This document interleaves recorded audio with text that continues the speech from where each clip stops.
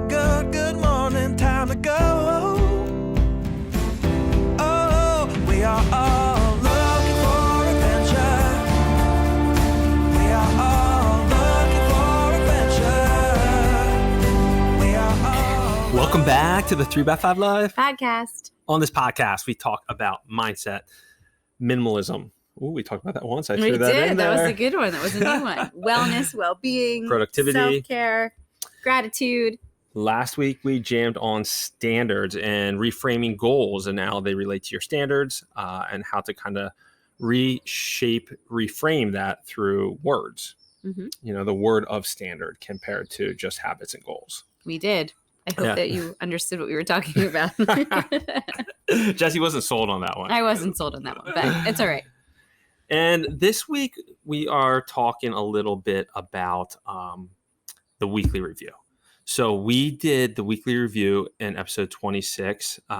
If you ever follow our Instagram, we have lots of stories with one of our favorites, Bryan Akins, sharing his weekly review. I've shared my weekly review on there and how we use the cards to kind of formulate this productivity system at the end of the week that kind of caps it off and then sets up your following week. Right. And recently we started doing the weekly review family style. So do you want to kind of dive into that a little, or do you want me to take it? It's up to you. I mean, you can start us off if you want to. So how this happens, how we do it in our house is we want to create a team.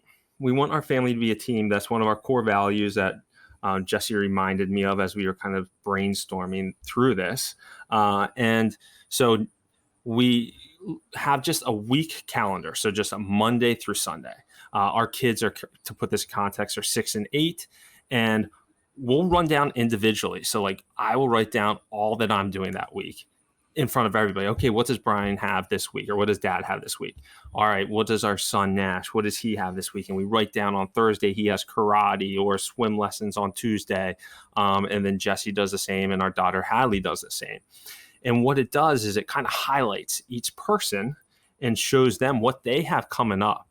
And then the biggest thing it does is it incorporates teamwork. So last week, Jessie ran a nature camp. I did. For 41 kids between the ages of 4 and 8. 4 and 9. Or 4 and 9. Try that on for size in 90-degree weather. Oh, it was a hot one, guys. Yes.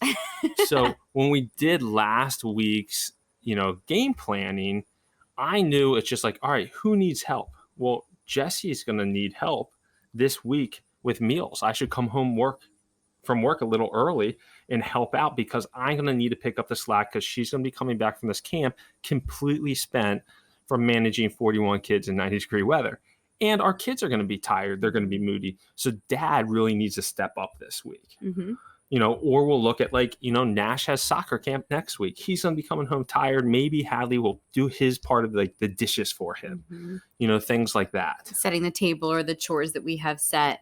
The idea of teamwork for our kids, like Bri said, one of our core values as a family, which was another podcast we talked about too, is McFarland's are helpers. And so it's important for us to look at us as one unit. And I think as parents, we tend to just go we're like a bulldozer. At work, you have your teams and your functions and your processes, and then you get home and we have our roles. And sometimes we forget to include the kids with that.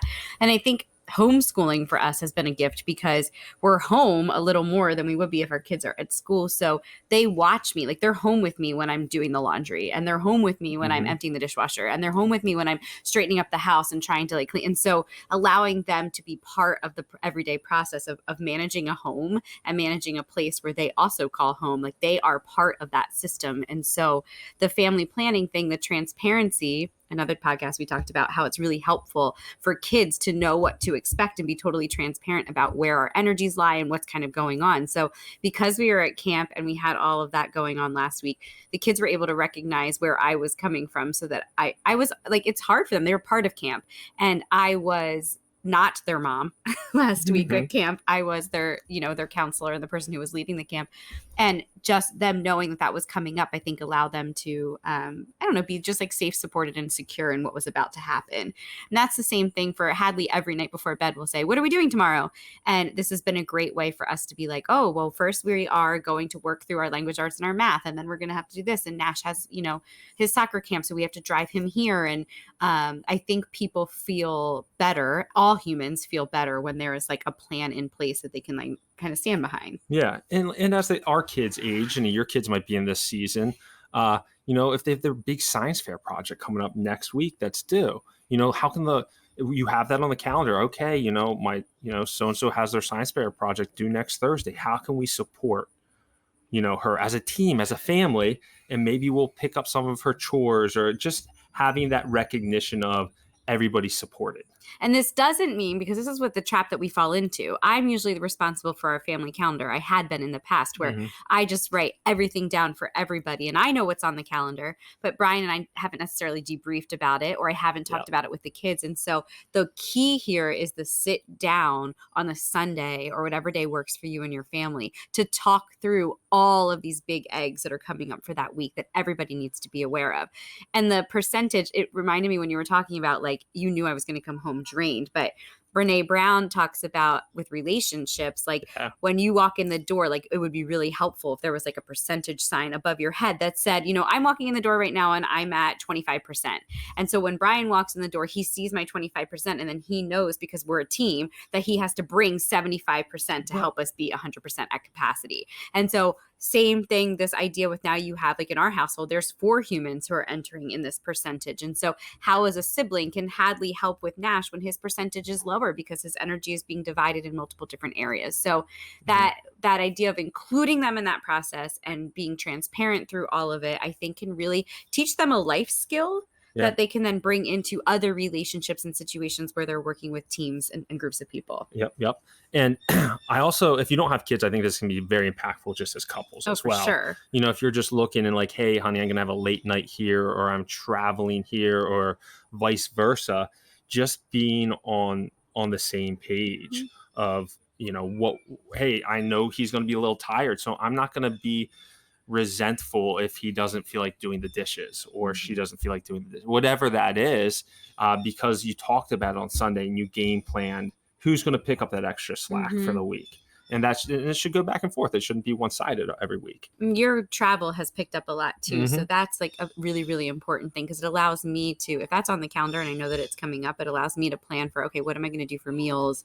If I needed help or support with pickup, how can I like enlist somebody's support? Or I don't know, it's just been really helpful for our stress and like the loads that we carry as individuals, because it doesn't feel so lonely. It feels like you have like this group of people who's there to support you. And I think in a marriage, I think one of the biggest traps we can all fall into is keeping score. Like, oh, I'm doing the dishes every night and you're not. Those types of things, instead of just doing them and not trying to keep score. I know I've been guilty of that in the past. And then you start to resent, right? Because it's like builds up and you get like resentful of the fact that, right, I love that. And I think everybody's guilty of the keeping score thing. I do it a lot where I'm like, I've been with the kids all day, and like Bri walks in the door and there's this like expectation that he needs to like drop everything and like play with the kids. And like I almost like feel myself shutting down. And that was a problem, because even though my jobs have shifted and I'm, balancing this role as their teacher, I mean, I chose that and I'm very grateful for that. But getting rid of that mental block where it's like, okay, well, I'm done at 5:30. I'm not done at 5:30. It's just we kind of shift things around. And so just being open with that. And we've had dialogue about what that can look like and how we can work together to kind of get over that hump. Yep, exactly. So, I mean, this is something that's been newer to our family. We thought it was really impactful because we want to create a team. We want to create helpers, like Jessie said, knowing that we're there to support each other as a family unit, and instilling that in our kids while they're young. So we're interested to see how this morphs and expands over the coming years. And just like a quick aside, if you're looking, like obviously you could do this on any type of calendar whatsoever. It could be on the 3x5 cards that you guys want to use as a family. But something that Bri had gotten for us, I think it was like served an Instagram ad. I don't know if you're on YouTube, you can see it. It's called Our Family Plan Calendar. It's just like this big giant calendar that has the days of the week. It also has like a word of the week. It has a prayer list, a grateful list, chores and to-dos, menus, like a grocery list, our menus for the week. So it has like this all encompassing kind of like overview. I would say like a bird's eye view of what the week is going to look like. The menu plan, like we have actually been doing a meal subscription from Purple Carrot. So 3 of our meals like are like, we can kind of put them in there so that if, you know, the kid's tennis lesson goes late, Bryan knows, okay, well, we were making the tacos tonight from the kid. So he can take the kid out and begin making the dinner. And so it just, I don't know, it sets us up for success. And I feel like so far it's been pretty impactful for us. Yeah. And we got this calendar a long time ago. We didn't really use it that much. And now that we've had this new way that we're looking at our Sunday review, or our Sunday team planning, it's come back alive. Or like I would fill it out and I would hang it up on the bulletin board in the kitchen, and I don't think anybody looked at it. Yeah, instead of doing it as a collective group. Right. So that still, it didn't serve the purpose of like that family communication. So blocking that time was the missing key. Yes, exactly.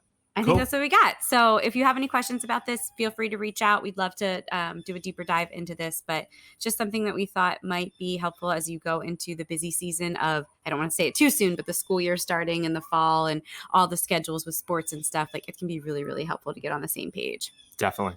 So thank you guys. If you haven't subscribed, please do give us a 5-star review. That helps out the podcast a ton. Subscribe on YouTube if you haven't as well. Until next week. Take care, everyone. Bye. See ya. We are all loved.